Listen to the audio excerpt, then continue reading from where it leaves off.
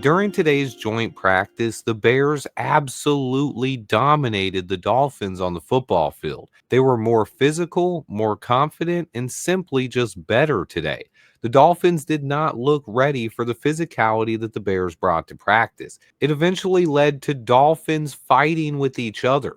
Dolphins teammates fighting with other Dolphins on the sideline. A frustrating day for Miami, but an awesome practice for the Bears. I'm going to break it all down. Let's go ahead and get right into it.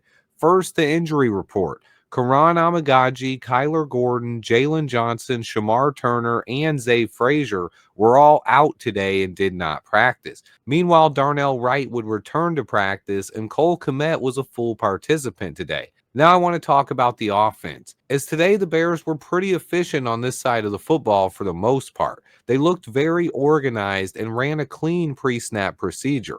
There were a couple of issues, but it was the Dolphins who were troubled by false starts and getting lined up correctly, at least for today's practice. The Bears' defense looked intimidating, but let's go ahead and talk about the offense first.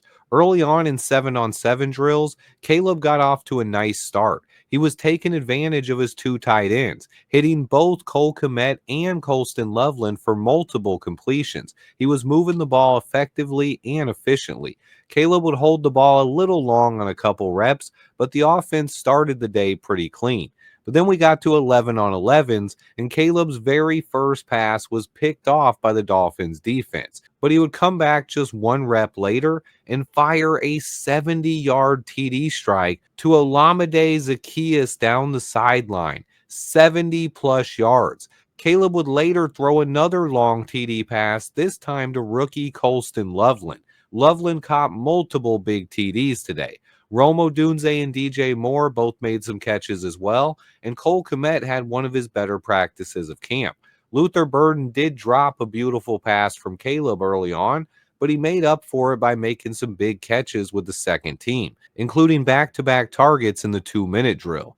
Now, when it comes to the left tackles, it was Braxton Jones starting the day with the first team, his second straight day. I noticed Braxton having some very good battles with Chop Robinson, but Brax would lose a couple of reps via bull rush today. He struggled with power and some speed moves today, and it was simply not his best practice. Meanwhile, rookie Ozzie Trapillo looked dominant when he was with the second team, but he later rotated in with the starters, and he also had some struggles. He held his own at times, but overall, both of these left tackles were a bit underwhelming trying to stop the Dolphins today.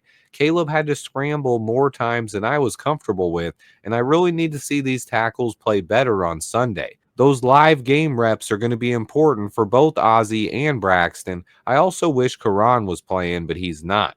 Theo Benedict would get some work with the starters at left tackle later in practice, and he struggled a bit as well. Tyson Bagent put together another really solid practice. He connected with Colston Loveland for a long TD early on during the team drills. The second team Dolphins defense really had trouble trying to guard Colston Loveland.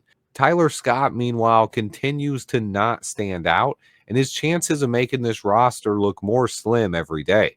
But now let's talk about this defense, who looked dominating at times. It was a huge test for this secondary. Even without Tyreek Hill in full pads, the Dolphins wide receiver group is still blazing fast. I thought Tyrique Stevenson really stood out today.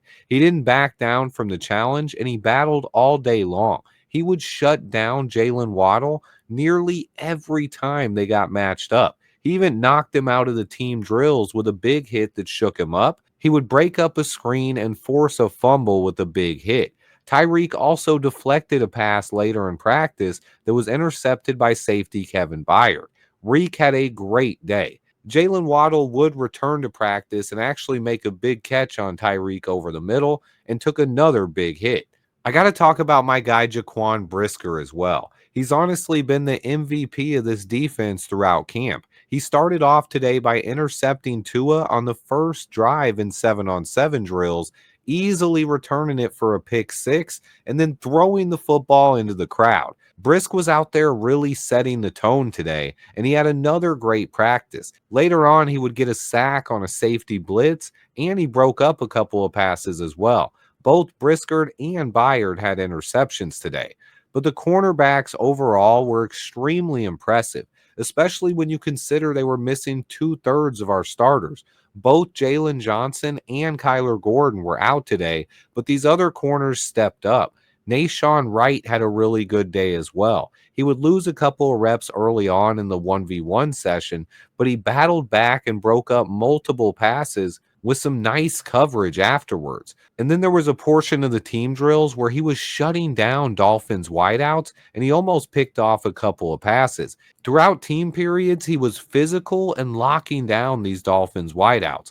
Our DBs were simply playing with a ton of confidence and swagger. The physicality of this unit today, Miami's receivers were simply not ready for it. Not only did Tyrique Stevenson and Nashawn Wright impress, but so did Josh Blackwell, and we had a big day from Terrell Smith. T. Smitty was out there locking guys up and breaking up passes as well. These defensive backs were simply playing with a level of swagger that I haven't seen since maybe Vic Fangio was here.